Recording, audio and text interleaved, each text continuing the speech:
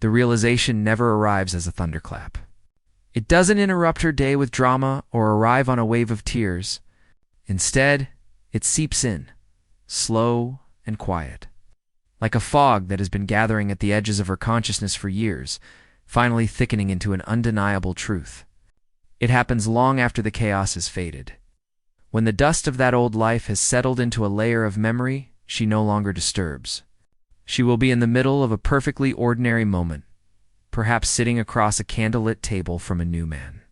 Someone who checks all the boxes, who says all the right things, who looks perfect in the framed photograph of her life she once imagined when the feeling first crystallizes. The laughter she offers in response to his joke feels thin, a practiced performance that no longer convinces even her. In that hollow space between his words and her reaction, her mind entirely of its own volition drifts back to you. It is not a conscious choice to remember. It is an uninvited homecoming. And it's not about the grand gestures, the specific words you said, or even the things you did for her. It is about what you were. In a world of constant performance and fleeting attention, you represented something achingly rare: consistency. You were the calm in her storm. Not a placid, boring calm, but a deep, unwavering stillness, like the eye of a hurricane where the air is quiet and safe. You were the mirror she always avoided, the one that reflected not the curated image she presented to the world, but the true, unvarnished reality of who she was, a reality she, at the time, was not ready to face. When she made the choice to walk away, she told herself she was leaving for something more, for excitement, for a love that felt less like an anchor and more like a sail. She didn't understand then that the anchor was the very thing that allowed the ship to hold its ground in a tempest. So she left, and in doing so, she didn't just lose a man. She lost a version of herself. She lost the woman who felt profoundly and utterly safe in your presence. That woman, the one who could be soft and unguarded, slowly receded, replaced by the more defensive, independent persona the world required. The man she is now realizing she cannot replace was never defined by the superficial metrics she might have once prioritized. He wasn't the most charming, the most handsome, or the most successful. He was the one who saw her, truly saw her. He looked past the mask she showed the world, beyond the chaos she sometimes wielded like a weapon to test those who got too close. He was the one who didn't fall for her illusions, the carefully constructed walls, and the self-sabotaging drama, but who, seeing it all with startling clarity, still chose to love her through it. You were that man. Your motivation was never a desperate need for her validation. You didn't play the games of chase and retreat that others did. You stayed because you saw potential in her, a core of strength and beauty that even she doubted. You believed in that potential with a quiet conviction that felt, to her at the time, like pressure. But when that belief turned into exhaustion, when you finally saw that you were pouring your energy into a black hole that never gave back, you made a choice that shattered her expectations. You didn't crumble. You didn't rage. You didn't turn bitter. You simply let go. You walked away not with a slam of the door, but with a quiet click, leaving behind a silence that would, in time, become deafening. This was the first and most crucial lesson you taught her, that a man who knows his own worth does not negotiate it. What truly cemented your place in her? Memory was not the beginning, not the romance or the sweet words, but the end. The way you left became your most powerful statement. It was a lesson delivered not in a shout, but in a silence that echoed infinitely louder. You walked away with a profound dignity that she had never witnessed in a man before. Your silence was not sullen or petulant. It was sharp, clean, and deliberate, like a surgeon's scalpel. Your peace, in the wake of the emotional storm she had expected, was a force more resonant than any argument could ever be. You offered no final, desperate pleas. You did not beg for another chance, nor did you launch into a lengthy explanation designed to make her see your side. There were no accusations, no recitations of your sacrifices, no attempts to guilt her into staying. You simply disappeared. But it wasn't a disappearance of weakness or defeat. It was a conscious withdrawal into a stillness that only a certain kind of man can find, a man who has given everything he honestly had to give. That stillness is not empty. It is full of resolve and self-possession. It is the quiet that follows the acceptance of a hard truth. In the immediate aftermath, she mistook your silence for a tactic. She expected it to break.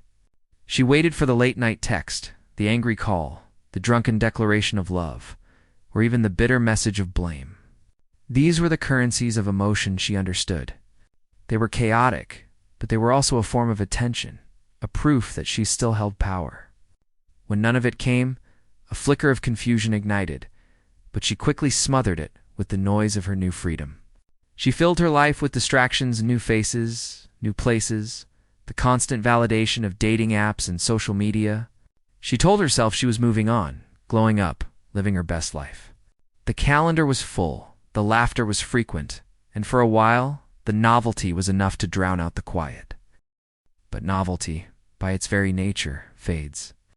The thrill of a new admirer's attention, the excitement of a first date, the dopamine hit of a flattering message, these things have a short half-life. As the noise began to recede, the silence you left behind began to speak. It was in this new quiet that she started to make painful comparisons.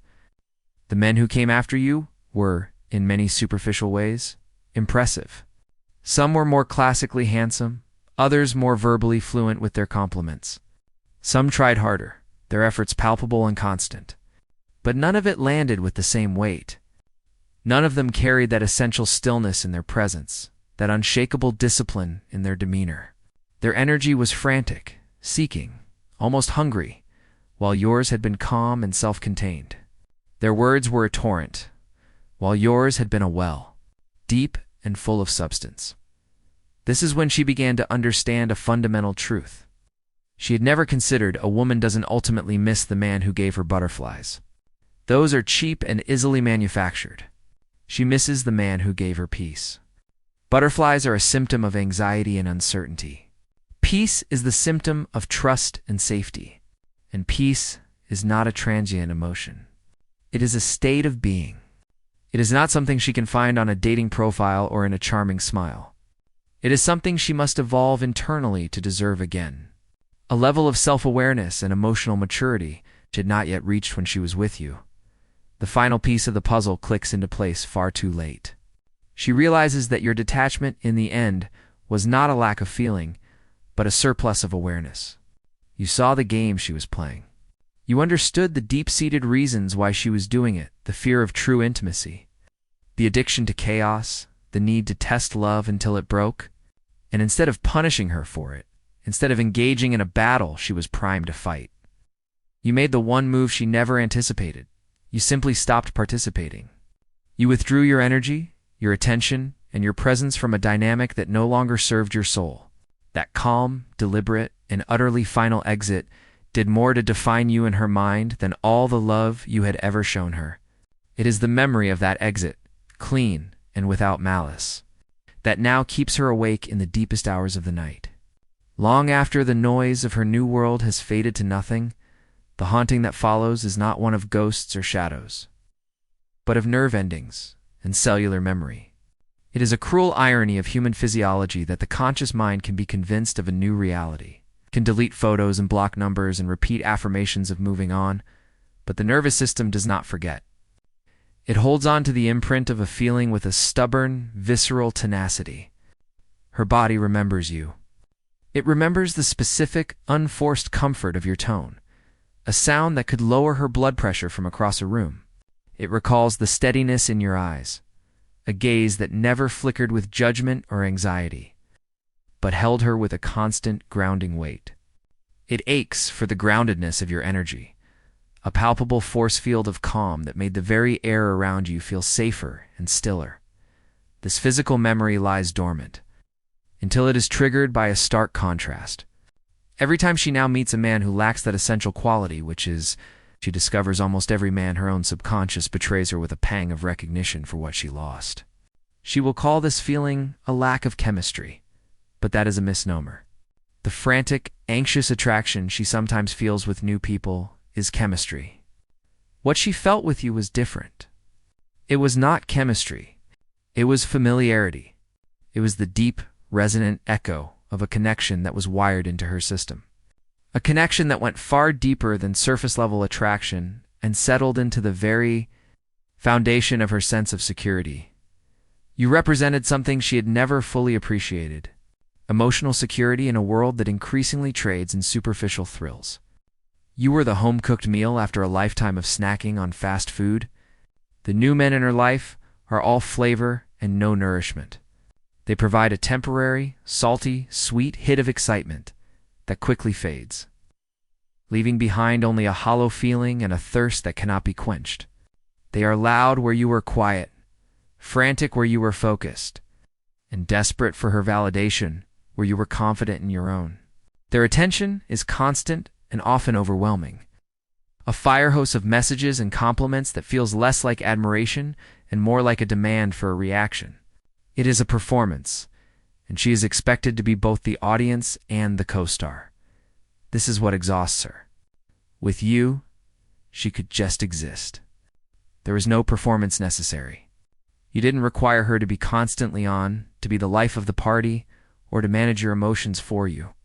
Your presence was a given, not a prize she had to constantly win. You didn't flood her with words, but the words you did speak were chosen with care and carried a substance that landed with weight in the center of her chest. You didn't drown her in flattery, but when you looked at her, she felt truly seen, not as an object of desire or a source of validation, but as a complete and complex human being. That feeling of being witnessed, without judgment or agenda, is what haunts her now. She finds herself surrounded by people who speak louder, move faster, and try harder than you ever did. Yet none of them make her feel anything real. Their efforts feel transparent, their affections feel transactional, and their connections feel like they are built on sand. The laughter she shares with them is sharp and fleeting. The conversations, while entertaining, skim the surface of life. They are reflections of what she thought she wanted when she left you: validation, excitement, novelty. But she is learning the hard way that those things are fleeting. The thrill fades, the attention becomes repetitive, and suddenly she is back where she started, feeling a restless, gnawing emptiness that no amount of external noise can fill. It is in these quiet moments of disillusionment that your name comes back to her, not as a regret, but as a benchmark. She is beginning to understand that what she is desperately searching for in a crowd of new faces is the one thing she already had, and foolishly let go. A connection that was not built on performance, but on the quiet, unshakable truth of mutual presence. The power did not shift with a dramatic confrontation or a well-argued point. It shifted in the vacuum of your silence. In the beginning, she misinterpreted this silence. She assumed it was a tactic, a form of sulking, or the quiet of a man nursing a wounded ego. She expected it to break. She was prepared for the storm, the angry text, the pleading voicemail, the bitter accusation. These were emotional currencies, she understood. They were chaotic, but they were a form of engagement, a proof that she still held the reins to your emotional state. Their absence was the first crack in her foundation. Your silence was not empty. It was dense, heavy with a meaning she could not immediately decipher. It was not the absence of sound, but the presence of a profound and unassailable peace that existed entirely without her. This peace became her mirror, and it was a merciless one. In the absence of your reactions, she was left alone with the echo of her own actions. Your calm forced her to sit in the discomfort of her own choices without the distraction of your pain to manage. There was no one to blame, no one to argue with, no emotional fires to put out. There was only the quiet, and in that quiet, her own guilt and unresolved emotions began to speak in voices louder than your own had ever been. The more she tried to justify her departure to her friends, listing the reasons you weren't right, the more her own mind would treacherously supply counter-memories. Your patience when she was unfair, your steadiness when she was volatile, your unwavering support when she was filled with doubt. Meanwhile, a profound metamorphosis was taking place in you, far from her view. Your absence from her life did not break you. It became the forge in which you were rebuilt. The energy you had once poured into the black hole of her potential was now redirected inward. You became sharper, not with bitterness, but with clarity. You became quieter, but your presence carried more weight. You were no longer the man who needed her. You were becoming the man who had transcended that need. You were learning the most valuable lesson a man can learn, that peace is not found in controlling another person's feelings or actions, but in the radical act of letting go. You stopped chasing the validation you once hoped she would provide and began to build a self-worth that was entirely your own.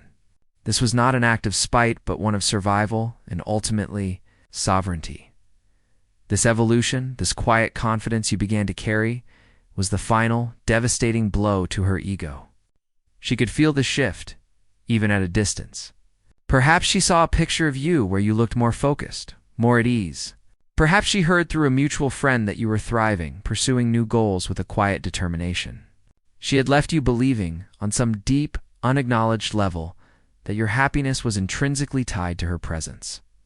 She believed she was the source of your fulfillment, the sun around which your world orbited. To see you now glowing with a purpose that had nothing to do with her was a terrifying revelation. Your growth was living proof that you never truly needed her validation to begin with. You had only been offering her the gift of your commitment. The tables had turned in the most profound way possible. Not a single word had been spoken. She had walked away seeking something better, only to be confronted with the agonizing realization that better is a hollow pursuit. When you have already experienced a foundational peace, the men she met now were merely different shades of the same insecurity, their efforts feeling increasingly desperate and shallow next to the memory of your composed depth. Your silence had become a wall, not one built of anger, but one made of pure, refined self-respect. She could no longer reach you, not because you were hiding, but because you had simply moved on to a higher plane of existence where her chaos no longer had any gravitational pull. This is the ultimate power shift. It is not about winning a battle or making her suffer. It is about your own internal victory. The moment you truly, genuinely stop caring about her reaction to your absence is the moment you become entirely free. Your energy ceases to be a response to her and becomes a statement of self. You are no longer the man she left. You are the man her departure helped create, a man who knows that his value is not negotiable and that his peace is the most valuable currency he possesses. This silent, unwavering self-assurance is what she finds both terrifying and, against her will, irresistibly attractive. For the first time, she is facing not a man who wants her, but a man who, in his profound and unshakable peace, has become utterly wantable. The final, unsettling truth she must now confront is that her greatest loss was not you, but the woman she became when she was with you. This is the paradox that defines her existence now. You were her emotional anchor, a fixed point of stillness in the turbulent sea of her own emotions. Your masculine calm, your unwavering steadiness, created a sanctuary. Within the walls of that sanctuary, she did not need her armor. The defenses she had spent a lifetime building, the sharp independence, the need for control, the performative strength could finally be lowered. Around you, a softer, more grounded, more authentically feminine version of herself was allowed to emerge. This was the woman who could laugh without calculation, trust without constant verification, and simply exist without the exhausting work of managing everyone's perceptions, including her own. This was the self she secretly loved, but never knew how to sustain on her own. Without you, that sanctuary is gone. The walls have collapsed, and she has been forced to don her armor once more. The world feels colder, more threatening, and every interaction requires energy she no longer possesses. She is back to being the strong, independent woman, but it feels less like a choice and more like a sentence. It is a performance of survival, not an expression of life. The men she meets now do not challenge this armor. They either shy away from it or try to compete with it. None possess the quiet, commanding strength that made her feel safe enough to be soft. None can hold a space of such profound emotional safety that her guarded walls would naturally, willingly come down. She is realizing with a dawning horror that what she misses is not just your presence, but her own ability to be vulnerable, to be at peace, to be the best version of herself that your presence effortlessly evoked. You, meanwhile, have reached a state of being that she can no longer comprehend, let alone follow: emotional sovereignty. This is not mere detachment, which can still carry the faint scent of bitterness. This is a transcendence. You have moved beyond the need for her regret or her validation. You hold no resentment, for you have come to understand that resentment is just another form of attachment, a poison you continue to drink while hoping the other person suffers. By releasing her entirely, you have reclaimed all the energy once spent on that relationship. You have mastered the most powerful skill a man can possess, the art of walking away with dignity and never, ever looking back with a longing heart. Your focus has turned inward and forward. You are no longer trying to be the man she regrets losing. You are simply being the man you were always meant to become, forged in the fire of that loss and tempered by your own choice to grow from it. This evolution radiates from you. It is in the calm certainty of your gaze, the purposeful way you move, the quiet confidence with which you speak. You don't need to announce your progress. Your energy speaks for itself. It communicates that you are a man who has faced a profound personal truth and has integrated it into his core. You now understand that love without respect is a poison, and that a peaceful solitude is infinitely more valuable than a passionate connection that drains your soul. This realization is what finally breaks her spirit. She will see you someday, perhaps years later, and feel a familiar, profound ache in her chest. It will not simply be the pang of nostalgia for a lost love. It will be the crushing weight of understanding. She will look at you and see a man who is whole, complete, and radiantly at peace. She will see the living, breathing embodiment of what she walked away from. And in that moment, she will understand with absolute, devastating clarity that she did not lose you. She lost herself. She traded the profound gift of a shared, authentic peace for the lonely, exhausting pursuit of a fleeting excitement that was never real. Your peace became the standard, and her chaos became the cage. Your victory is not that she regrets losing you, but that you have reached a pinnacle of self-possession where her regret no longer holds any meaning for you. You have not just moved on. You have evolved beyond the orbit of her world, and in doing so, you have become truly and permanently irreplaceable. The chapter is closed, not with anger, but with the quiet, irrevocable finality of a lesson learned and a soul set free.